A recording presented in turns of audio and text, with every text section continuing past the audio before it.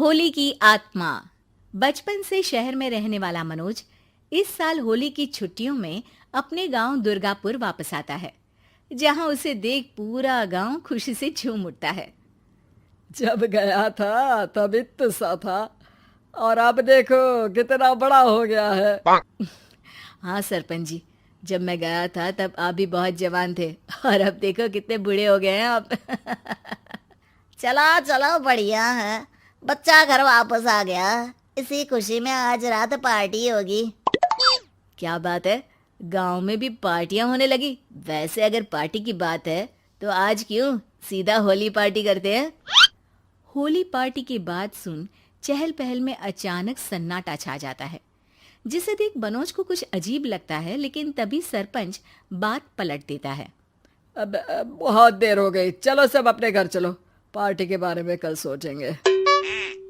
मनोज भी mummy papa के साथ घर आ जाता है, पर होली पार्टी और उस पर पूरे गांव की खामोशी वाली बात अभी तक उसके जहन से निकलती नहीं। पापा, होली पार्टी की बात पर सब चुप क्यों हो गए थे? अरे होगी उनकी कोई अपनी बात। मुझे गांव की पंचायत ही थोड़ी पता है। थक गया हूँ, चलो सो जाते हैं, कल बात करते हैं। पापा की बात मानते हुए मनोज भी सोने चला जाता है।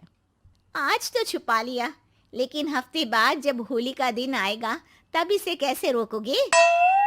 अगली सुबह सूरज के साथ ही मनोज भी गांव घूमने निकल जाता है, जिस पर रास्ते में उसे अपनी ही उम्र के कुछ लड़के भी मिलते हैं, जिनसे दोस्ती कर अब वो उनके साथ घूमने लगता है।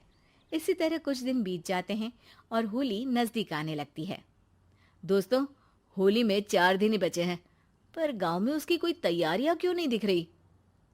क्योंकि यहाँ होली नहीं मनाई जाती। अरे पर ऐसा क्यों?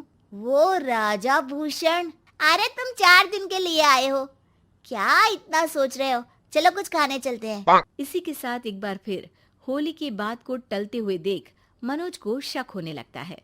वो घर पहुंचते ही इंटरनेट पर अपने गांव और राजा भूषण के बारे में जानकारी निकालने लगता है। क्या?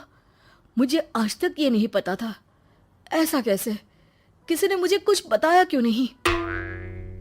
सारी जानकारी लेने के बाद मनोज गांव वालों या अपने मम्मी पापा से कुछ पूछे बिना खुद ही उसकी सच्चाई के बारे में छानबीन करने लगता है, जिसके चलते वो राजा भूषण की हवेली में पहुंचता है। वाह, क्या हवेली है यार। पर क्या यहाँ सच में कोई भूत है? हेलो भूत जी, कोई है क्या? हम इस साल गांव में होली सेलिब्रेट कर रहे हैं, क्या आप उस पर थोड़ा इंटरव्यू देंगे? मनोज के ऐसा बोलते ही गांव में तूफान उठ जाता है और हवेली में रखी सारी चीजें हिलने लगती है। एक अदृश्य शक्ति मनोज को धक्का देकर हवेली से बाहर निकाल दरवाजा बंद कर लेती है। ये सब देख मनोज हैरान रह जाता है। क्या अभी मुझे हवा ने धक्का देकर बाहर निकाल दिया? मेरे होते हुए इस गांव में कभी होली नहीं मन सकती, इसलिए दोबारा ऐसी कोशिश भी मत करना, अंजाम बुरा होगा। आवाज सुन मनोज हैरानी से इधर उधर देखने लगता है, पर उसे कोई दिखाई नहीं देता। वो गांव वापस आ जाता है, जहां तूफान की वजह से सब कुछ तहस महस हो चुका होता है। आखिर ये तूफान आया कैसे? ना ऐसा कोई मौसम था और ना ही हमने होली का त्योहार मनाने की बात की थी।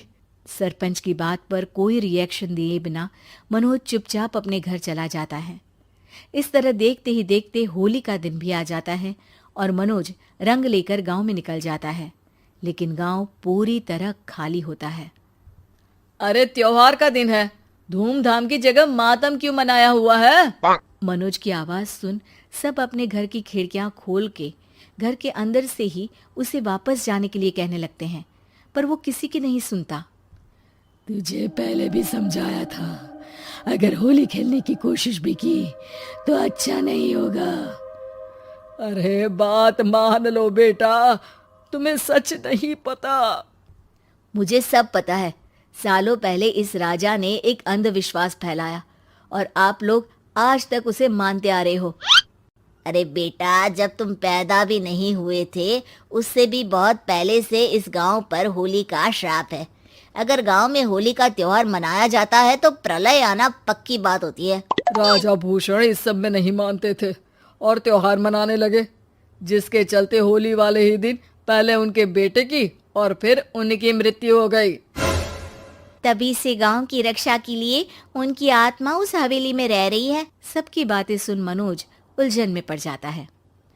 सोचना भी मत मनोज, अगर तुमने इस परंपरा को तोड़ने की कोशिश भी की तो उसका परिणाम इस गांव और गांव के लोगों के लिए अच्छा नहीं होगा।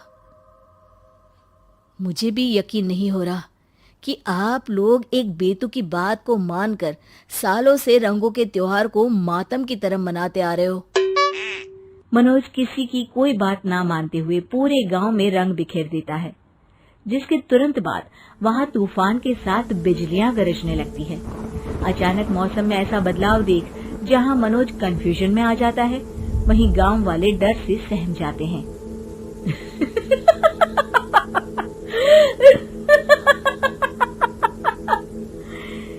इस लड़के ने हमारे जैसे सिर्फ अपने स्वार्थ के लिए नहीं बल्कि पूरे गांव की खुशियों के लिए यहाँ होली मनाई है, जिस वजह से अब इस गांव पर होली का श्राप टूटता है।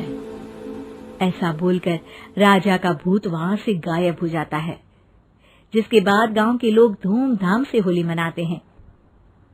खुशियों के रंग गांव में बिखरे ही होते हैं कि अगली सुबह अचानक मनोज कहीं गायब हो जाता है और एक बार फिर गांव में होली का नया राज शुरू हो जाता है।